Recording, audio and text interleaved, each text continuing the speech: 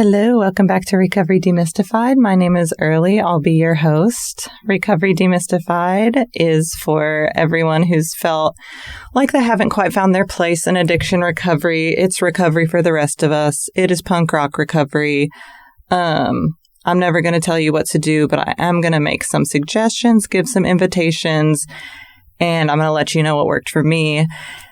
And a huge thing that worked for me is books and podcasts, which is why I'm doing a book and podcast list every month, because we can't get through everything we need to talk about at our support groups, and not everyone's able to make it to them. But yeah, in my recovery, I went to multiple treatment centers. I went to AA and NA forever. I was in like a million different kinds of therapy.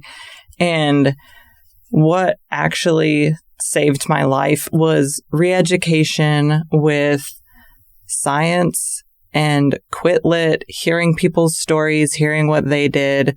And yeah, just like unbrainwashing myself, getting away from that concept that you have to drink to have fun, which, no surprise, it's the alcohol industrial complex telling you that because they want you to buy shit. But anyway, what saved my life was books and podcasts. And I'm here to tell you today about my April reading and podcast list for 2025. So let's get right into it. First off, I have a book that I just read recently, which is called A Piece of Cake by Cupcake Brown. I was trying to find more books by folks of color. And this one, it's like trigger warning, literally everything. Like this book, by the time she's 11 years old, she's like experienced extreme death. She's in the foster care system, childhood abuse. She's like doing sex work as a kid. She's a runaway. Later on, she's like joins a gang, and she's just like, it's kind of like the most intense story of extreme childhood trauma that turns into extreme alcohol and drug addiction that I've ever read. And a lot of the books, the like memoir style quit lit books that I've read are mostly by wealthy people, mostly by white people. And it's really super refreshing to read a story by a Black woman who's in extreme poverty, because I mean, the just world of books in general and publishing is like super racist and like favors publishing of books by wealthy white folks who have connections anyway. So I'm just like, it's awesome that this book exists and we get this like perspective, and I'm super excited to like do more digging and find more books like this.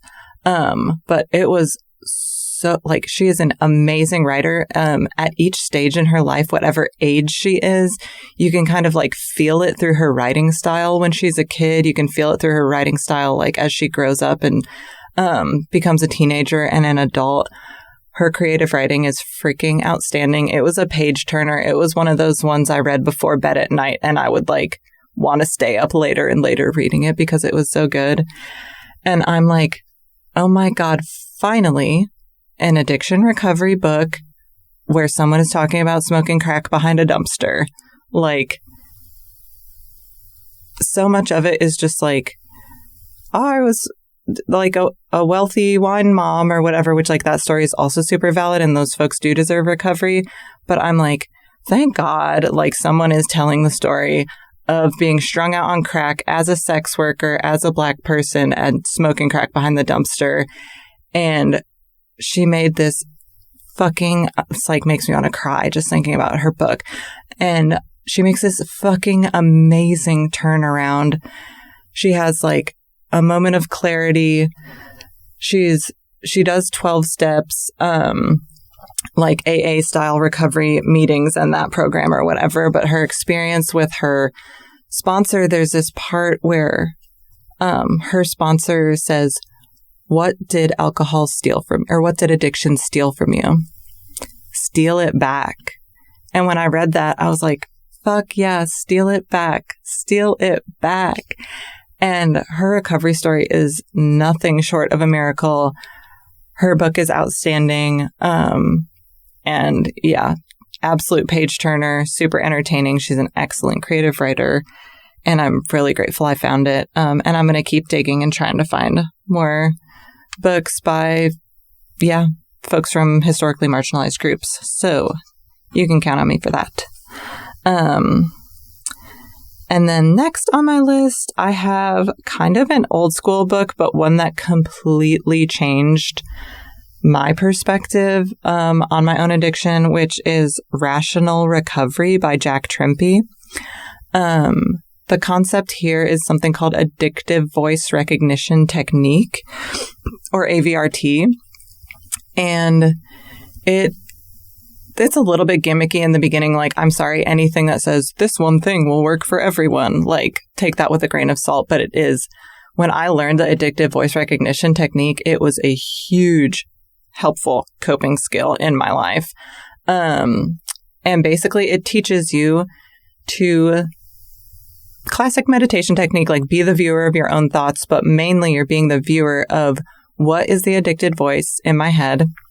What is it saying? And it's not just saying, take a drink. It's not just saying, use a drug. That's not all the addictive voice says. It teams up with your inner critic. It teams up with your fearful voice that's afraid of change. And like, maybe your inner critic will be like, you're a loser. You don't deserve to feel better. And then the addictive voice jumps in and says, yeah, since you're a loser and you don't deserve to feel better, why don't you just have a drink? And yeah, I read this book, I don't know, I think 2017 or 2018 or something like that. And using that skill of learning how to recognize my addictive voice and separating from it and knowing that I don't need to believe it, I don't need to listen to it. It can be a squirmy, wormy little feller who works its way in through all different sort of thought portals. As I got better and more practice at recognizing the addictive voice and not listening to it, my life changed. My ability to recover was like completely different, because before that, it was all willpower. And willpower is a muscle that gets tired and runs out. Okay, like quitting isn't about personal strength. It's not about like white knuckling it. It's about learning practical coping skills, learning about yourself, recognizing your thoughts, and practicing it and figuring out what works for you. Later in life, I started doing internal family systems, IFS therapy. And it was interesting because I was already so practiced at speaking to the addicted voice that when I learned that there's all sorts of like a constellation of different parts inside of my mind, and not just myself and the addicted voice, I was already so practiced at it that form of therapy became extremely useful for me years down the road. But yeah, this is kind of an old school book. I think it's like from the 80s even or something. But yeah, learning how to recognize the addicted voice, separating ourselves from it, and just knowing you don't have to believe everything you think. Some of the thoughts are not helpful. They are not you. That inner critic, you don't have to listen to all of the awful thoughts that are in your head. You know, you can just say, I hear you. I can recognize that is my inner critic, and I hear you, and I'm not going to listen to you. I recognize I'm having an addictive thought right now. My addicted voice is speaking, and I can recognize that, and that's a huge step, and I don't have to listen to it, you know, like separating ourselves from it and viewing it. When I learned that skill, my recovery was completely different and went into overdrive. So I highly suggest Rational Recovery by Jack Trimpey. Next on my list is Nonviolent Communication by Marshall Rosenburg. And this book is not specific to recovery, but I think that you hear me say this all the time, blah, blah, blah. Everything is connected. And nonviolent communication is about how we speak to ourselves and how we speak to others, and how we can understand that maybe the dysfunctional way others are communicating or we have learned to communicate is a misguided attempt to fulfill unmet needs. And learning how to recognize, like, what needs is this person expressing? What needs do I not have met? And how can I adequately communicate with someone what my needs are, or that I understand what they're feeling or what they're going through in a way that is, like, helpful, compassionate, peaceful, and understanding. I wish we were all born with this book in our hands, because we just are bumbling around trying to communicate with people, acting crazy, not having our needs met. Like, before I read this book, I thought that my needs were wants. I thought they were things I thought I wanted. And then after I learned how to communicate and understand internally what my body and my mind and my feelings are telling me what my needs are, and being able to adequately understand and communicate that with other people, it's a huge game changer. I've read this book multiple times. They do some kind of like nonviolent communication certification that I would love to get down the road. But how I think this is important in our recovery is that oftentimes, like, you know, we're suppressing our difficult feelings and emotions with substances, and we're not having our needs met, and we're not taught how to adequately communicate with other people.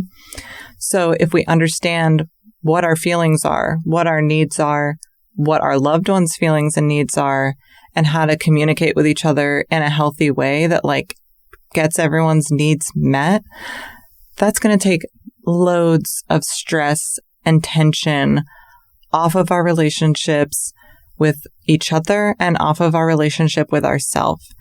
That gentleness, that kindness, that compassion that we can learn from nonviolent communication just reduces stress across the board. And what is stress reduction going to do for our recovery? It's going to make it easier. It's going to make it better. And if our relationships are more peaceful, and if we're more gentle with ourselves, and if everyone's getting their needs met, what's going to happen with our recovery? It's going to get easier. It's going to get better. Life is going to be more peaceful. This book is, I think it's one of the most important books of all time, honestly. And I wish that we had more education on how to communicate well and peacefully with each other. This book isn't just about conflict resolution. It's about our needs and how to get them met, and how to be more gentle with ourselves and with our loved ones. So yeah, I highly, highly recommend Nonviolent Communication by Marshall Rosenburg. And next on my list is a podcast called Secular Buddhism by Noah Rasheta. Noah Rasheta has an interesting story. He's biracial, I believe half Mexican, and grew up in like the Mormon church in Utah.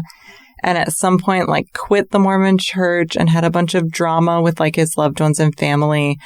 And then he found Buddhism. But since he had such a bad experience with organized religion in the first place, he had like an aversion to like more religious forms of Buddhism. So he develops this method of viewing Buddhism through a secular lens. And he makes this really approachable, really practical podcast where he talks about like the teachings of Buddhism, but in a way that is just like a reflection of the human condition. And in this way where he tells you like just extremely practical ways that you can help understand yourself, and that you can make like small changes that are concrete and real and practical in your life to reduce your suffering, which is like the whole concept of Buddhism in the first place. Suffering exists in life. If we accept that, we're already a step ahead of the game. And suffering is caused by wanting things to be other than they already are. Light bulb moment. And also there's a way to not suffer or like drastically reduce our suffering. And it is just like through the intelligent teachings of Buddhism. And Noah Rasheta, he like tells personal stories. He tells like ancient stories. And then he I don't know, he's always talking about Tetris. I don't know, like really relatable things that like can paint a picture in your brain of the concepts he's trying to get you to understand. And there's a huge backlog. He makes like episodes like, I don't know, not too often anymore, like once a month or so, but there's like hundreds of backlogged episodes. And I listen to them over and over because I cannot explain how intensely helpful this podcast has been just to address the normal suffering and difficulties of daily life and in human existence. And it's one of the first podcasts that I recommend to folks that are starting to like turn inwards at themselves and explore their internal landscape. It's very, very practical. The sound quality is awesome. There's no ads. Yeah, it's a 10 of 10.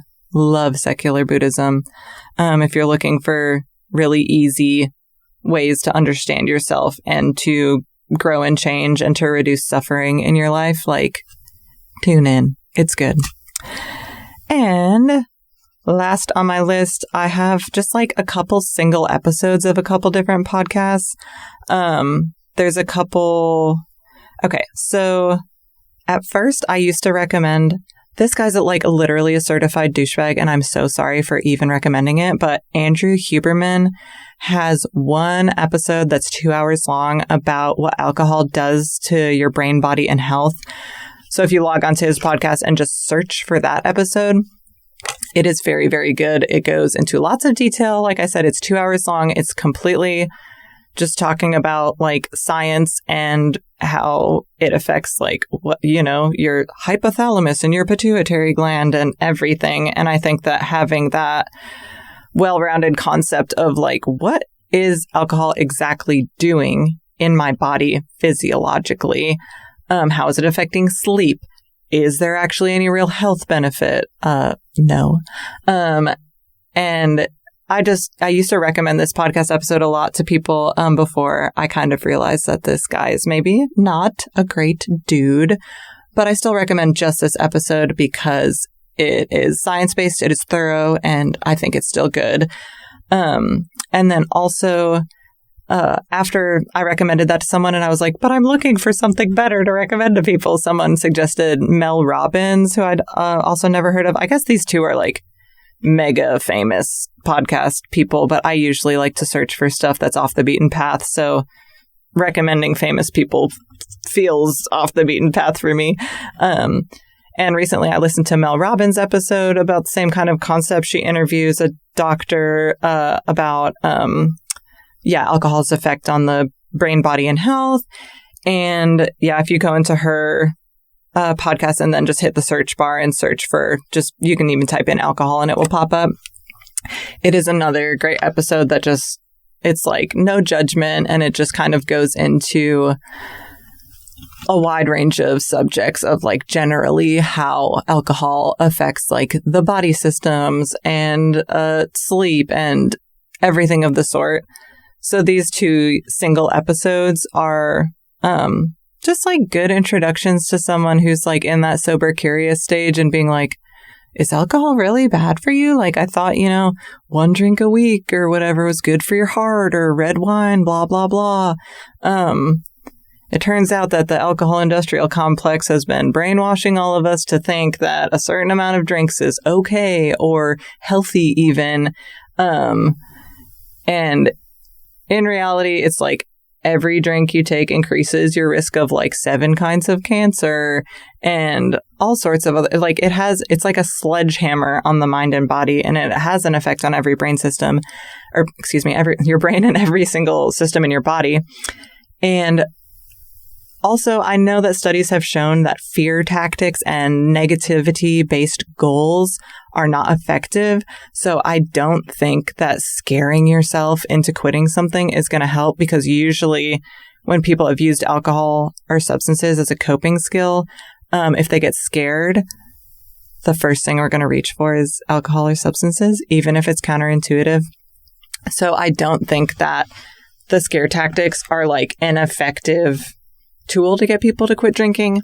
However, I think that a system of unbrainwashing ourselves education, science, research studies, facts, that building an education system inside of our minds for ourselves to see the truth, see what's really going on, see past the people that have a fucking whatever $3 trillion a year industry of selling us toxic substances, pull back the curtain and just like have a look at how things are really affecting us.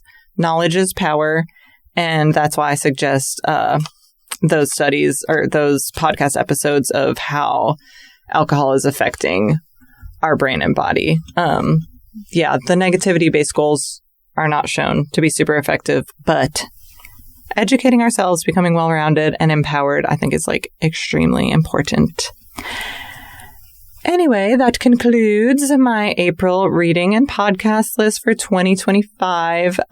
Recovery Demystified does have a free book project, so if any of the books on this list interest you and you can't afford them, send an email, info@recoverydemystified.com, and I will buy the book for you.